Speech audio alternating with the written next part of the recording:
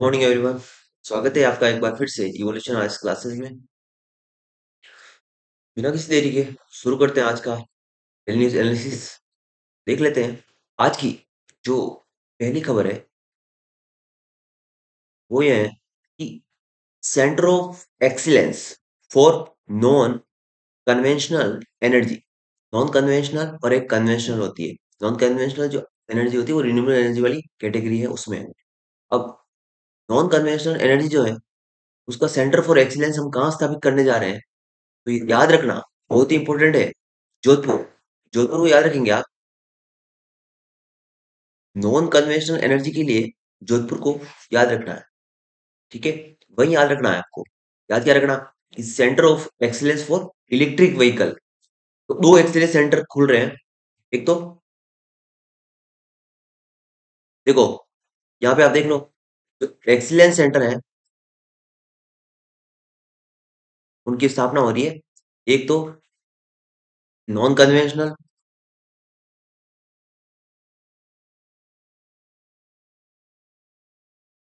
ये हो रही है जोधपुर में। जबकि इलेक्ट्रिक व्हीकल के लिए, ई व्हीकल के लिए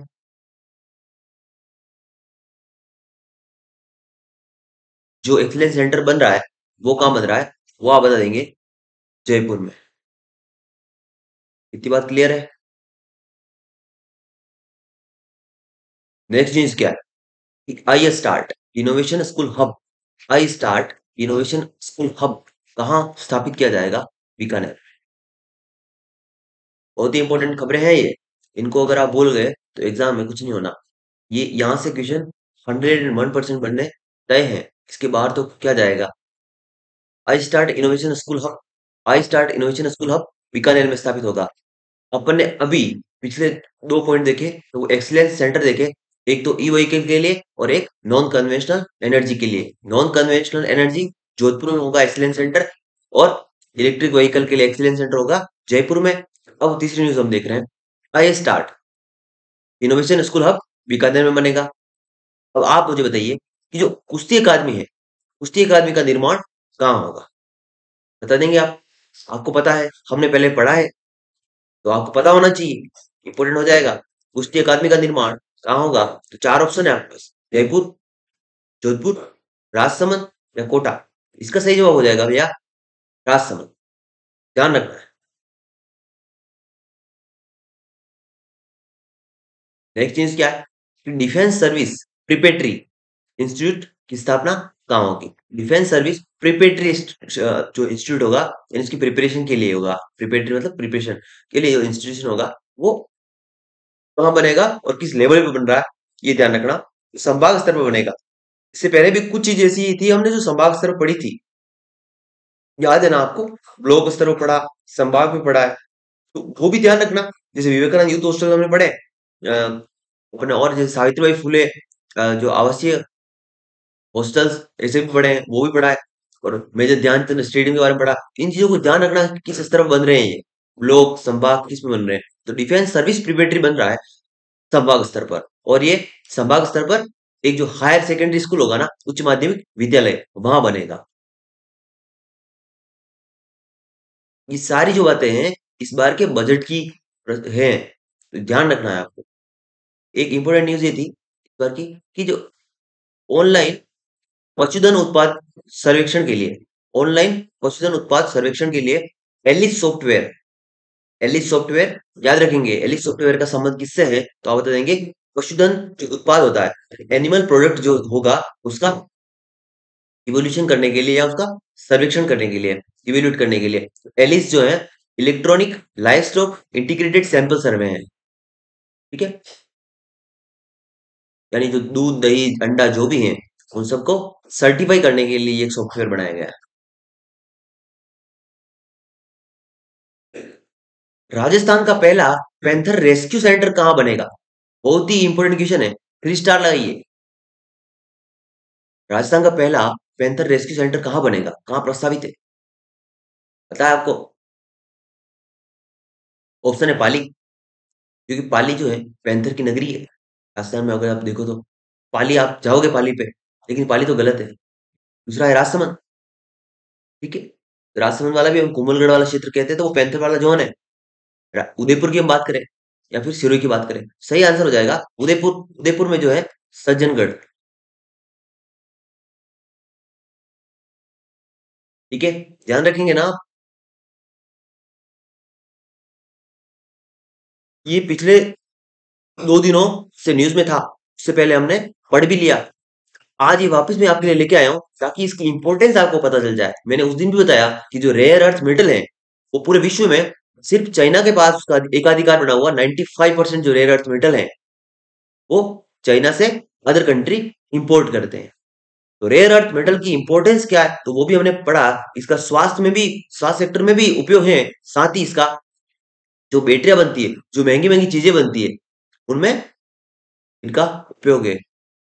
आज हम जैसे रिन्यूएबल एनर्जी तरफ जा रहे हैं या फिर ई स्कूटी या जो भी हम जा रहे हैं, इस सेक्टर में अगर जा रहे हैं ना, इलेक्ट्रिक वाले में, या फिर हम कह दें कि रिन्यूएबल एनर्जी की तरफ जा रहे हैं, इस मेटल की इंपॉर्टेंस बढ़ जाती है। रेयर अर्थ मेटल जो होते हैं वो इकोनॉमिक वैल्यू उनकी हाई होती है।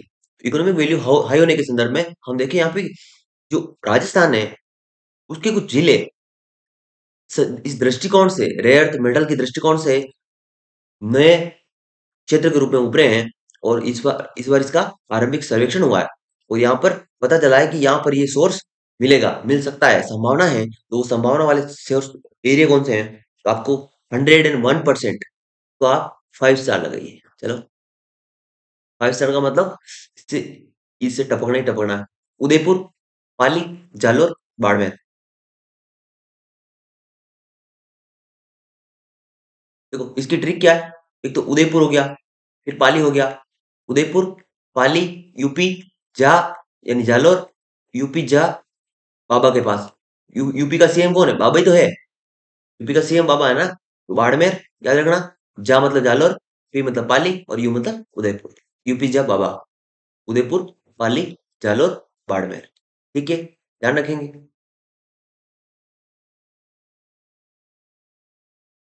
कन्हैयालाल सेठिया पोइट्री अवार्ड 2023 के लिए किसे नॉमिनेट किया गया या किसको मिलेगा, आपको पता होना चाहिए। के सचिदानंद, इंपॉर्टेंट पर्सनालिटी है, ध्यान रखेंगे।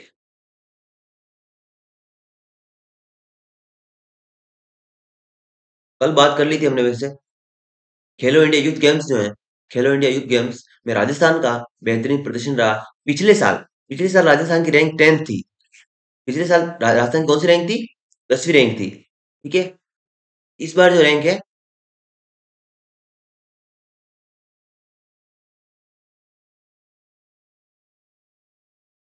पिछले साल 10 थी, इस साल जो रैंक है वो चौथी रैंक है राजस्थान की। ठीक है, तो खेलो इंडिया यूथ यूथ गेम में राजस्थान का चौथा स्थान आया। पिछले साल 10वां था, इस बार चौथा आया, यानी हमने इंप्रूवमेंट किया। और साथ ही हमें ये ध्यान रखना है कि राजस्थान को 48 पदक प्राप्त हुए। और अशोक चांदना ने, जो हमारे खेल मंत्री हैं राजस्थान के, उन्होंने सराहना की है हमारे राजस्थान के खिलाड़ियों के लिए, ये चीज की चौथा स्थान प्राप्त किया है और 48 पदक मिले हमें। और मैंने उस दिन बताया था आपको 19-19 और बीच में क्या बताया था मैंने, 10 बताया था ना। तो ये है कि 48 पदक मिले हैं, चौथा स्थान मिला है, तो ये एक शानदार जीत है हमारी। ठीक है, इसका ध्यान रखना।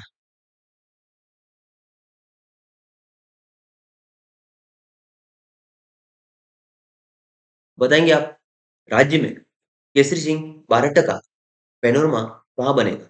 राज्य में केसरी सिंह बारहट का पैनोरमा कहाँ बनने वाला है। ऑप्शन है चित्तौड़गढ़, अजमेर, उदयपुर, भीलवाड़ा। केसरी सिंह बारहट स्वतंत्रता सेनानी है।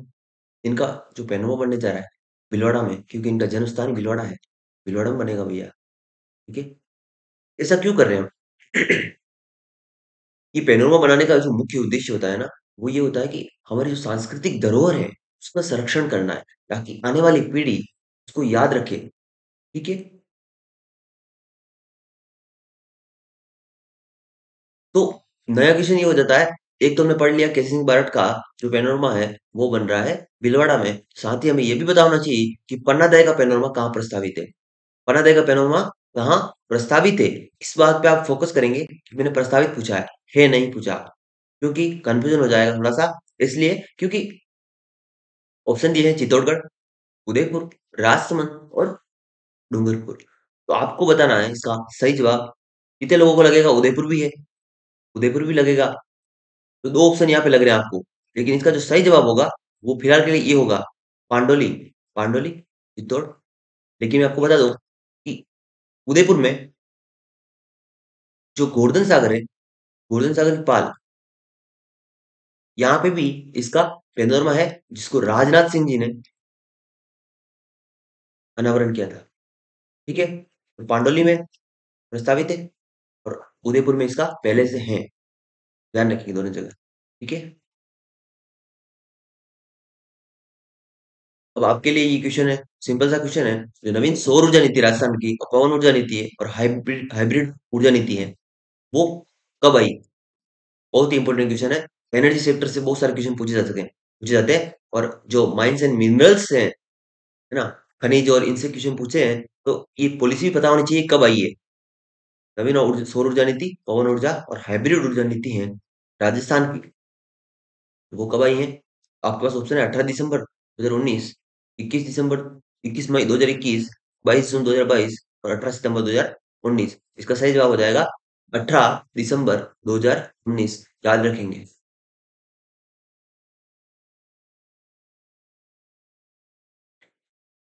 नेक्स्ट क्वेश्चन देख लेते हैं। ये प्रीवियस क्लासेस में हम इसको पढ़ चुके हैं, पहली बात तो ये है।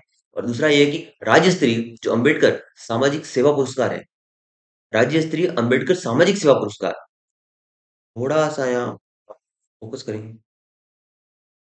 देखो, एक तो सामाजिक सेवा फोकस करना है कि सामाजिक सेवा पुरस्कार दिया, बोल रहा है सामाजिक सेवा पुरस्कार, तो इसकी राशि कितनी होगी? 1 लाख रुपए। पहली बात ये है।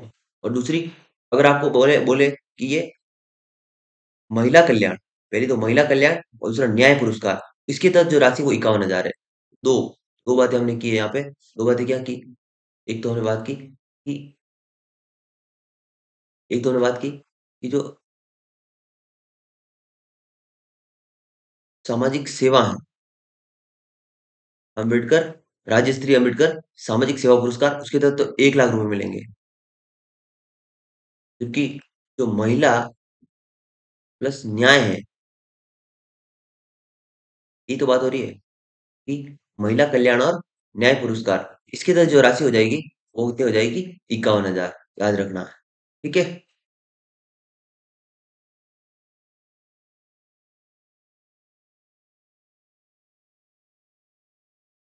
ये तो सबको आपको पता होगा।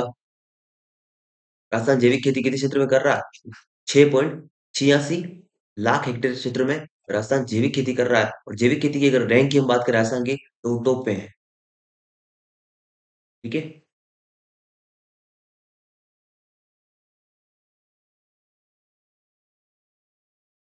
बात हो चुकी है।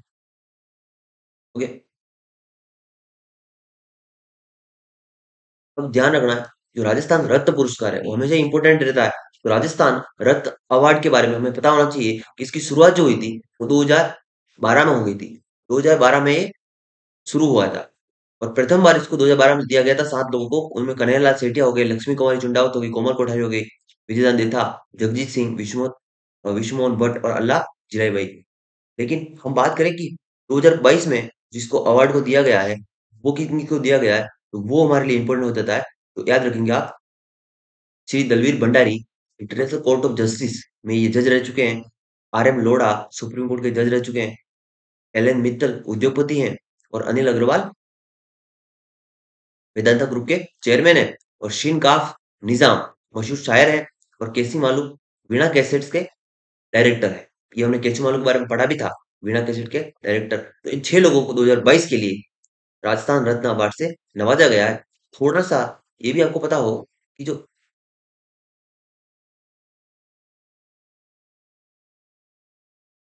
राजस्थान रत्न अवार्ड है, वो कला, साहित्य, संस्कृति और संगीत के क्षेत्रों में उल्लेखनीय कार्य के लिए दिया जाता है। ये उसका प्रारंभ वर्ष याद रखना, 2022, 2012 सॉरी। 2022 में 6 लोगों को मिला है। तो उसमें याद नाम भी याद रखना आप, 6 लोग का।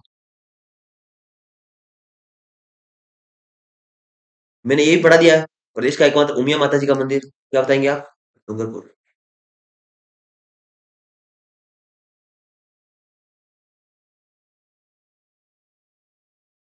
ये वैसे बेसिक का क्वेश्चन हो, बेसिक हो गया। ये न्यूज़ का नहीं है, अभी अभी की न्यूज़ का नहीं है, लेकिन ये याद रखना बहुत ही इंपॉर्टेंट है। एग्ज़ाम की दृष्टिकोण से इस पे आप 5 स्टार लगा लीजिए, क्योंकि ये एग्ज़ाम में हमेशा पूछा जाता है। तो आपको जब भी और नए कंज़र्वेशन रिज़र्व बनेंगे, उनको भी ध्यान रखना है, लेकिन कम से कम 20 तो याद रखने हैं। उसके अलावा नए बनेंगे, कब बनेंगे और जब हम ध्यान रख लेंगे, वो कोई दिक्कत नहीं है। लेकिन अब ध्यान क्या रखना है कि कौन-कौन से कंज़र्वेशन रीजन रिज़र्व जो हैं, वो कहाँ-कहाँ स्थित हैं। तो बीसलपुर के बारे में बात करें तो टोंक, सबको पता होता है बीसलपुर, टोंक, जोहड़, बीड़, सिर्फ़ एक शॉर्ट नाम याद रख लो बस इसका यहाँ पे, जोहड़, बीड़ याद रख लो, बीकानेर में, सुंदा माता, जालोर, सिरोही, गुड़ा बिश्नोई, जोधपुर, शाकंभरी, सीकर, झुंझुनू, गोगिलाव, नागौर, इम्पोर्टेंट लगा देता हूँ मैं, 6 नंबर इम्पोर्टेंट है, याद रखना। बीड़ को याद रखना, झुंझुनू पूछेगा, रोहतू को याद रखना, नागौर पूछेगा,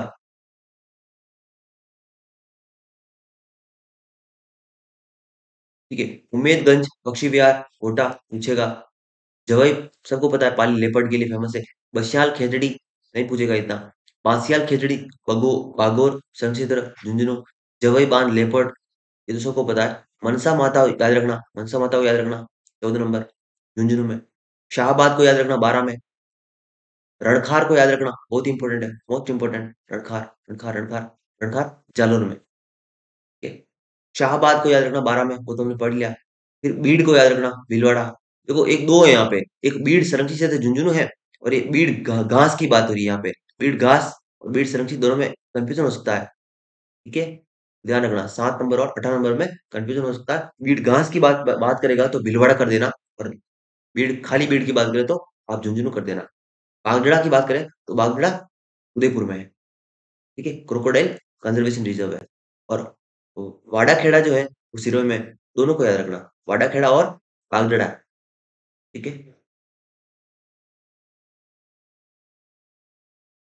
तो दोस्तों, आज के लिए इतनी न्यूज़ थी। आई होप आपको ये क्लास पसंद आई होगी। यदि ये पसंद आ रही है तो लाइक कीजिए, शेयर कीजिए, सब्सक्राइब कीजिए और बने रहिए यूं ही चैनल पर। धन्यवाद।